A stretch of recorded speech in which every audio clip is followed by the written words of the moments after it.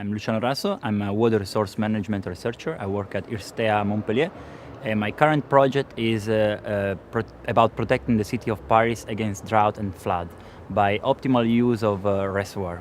I just come from a meeting with the managers of the the Grand Lac, the reservoirs upstream of Paris, and it was impressive to see the relevance of the problem, the amount of damage flood can produce, and at the same time the large space of improvement you have when you have if you want to apply the last advanced techniques of for control for managing of the management of these reservoirs.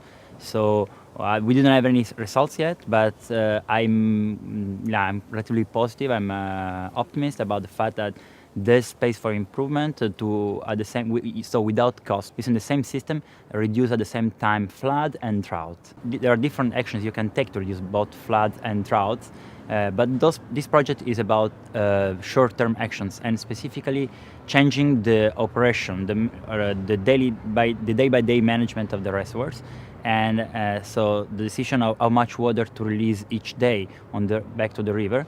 For example, at the moment, each reservoir is managed independently and just without looking ahead, looking at the effects downstream. So if you just think of the system as a whole at the same time, so you move the system all together, you can clearly produce some improvement. The flood in 1910, if happened today, would produce, without reservoir, 18 billion euro of damages.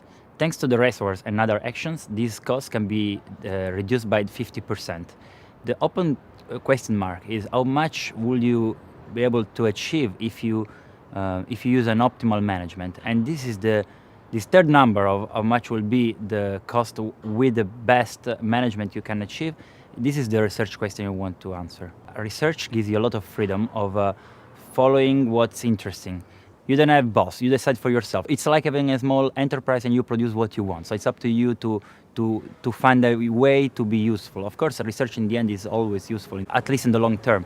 But it must be also interesting, not just useful. And when you are free, you can choose something that is useful and interesting at the same time.